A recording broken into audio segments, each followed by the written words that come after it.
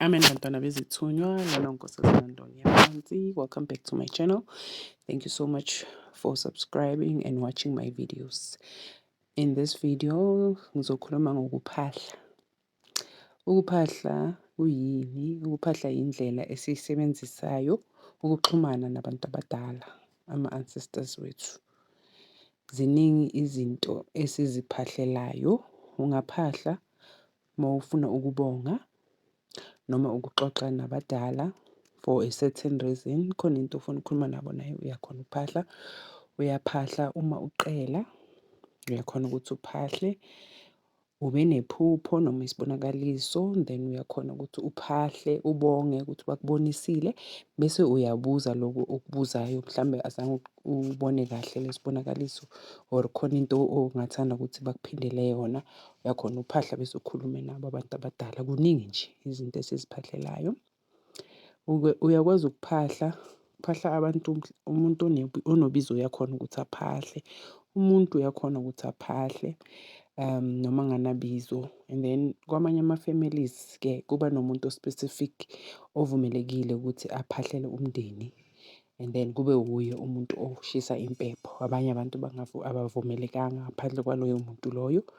Uyakwazi ukuthi uqele abazali bakho ukuthi kube yibo abakwazi ukuthi bakuphahlele. Bayakwazi ukuphahla on your behalf. Izinto esizisebenzisayo uma siphahla, ngisebenzisa amakhandlela, impepho, amanzi, isnafu, ugwayi wabomkhulu wokubhema. Uyakhona ukuthi usebenzise lokho ukuthi uphahle. And then uma uphahla kumele ukuthi uhloniphise ngendlela ogqoka ngakhona. Uma umuntu wesifazane ufake iduku, and then ufake nento ezinde, ungafaki into ezifishane. And then nabantu besilisa nabo kumele ukuthi bafake bahloniphise, njengoba akwazi ukuthi uphahle ufake i-shorts nesikipha esifishane. Mhlawumbe ungabeka ijezi, ufake ijezi and then ufake ubhruku obude. Then uma uphahla uguqa phansi in your sacred space, and then ubeke izinto zakho lezo uphahla ngazo, ukhanyise izibane zakho. And then you call upon your ancestors, bakhabo baba, bakhabo mama. Ungaqala ngakhabo mama uze ngakhabo baba, kuya ngokuthi umntana wasemshadweni noma umntana wakho ongekho wasemshadweni. Like I don't know the term yesiZulu ukuthi bathini, kodwa yeah, umlanjana I think. And then uyaphahla ekhaya. Izindawo ophahlela kuzo uyakhona ukuphahla ekhaya. If ijaridi lakhona li-clean, alinazilwane ezigangayo nabathakathi abadlaleli lapho, uyakhona ukuphahla emanzini, njengabo rivers, ocean, waterfall, mountains, etc.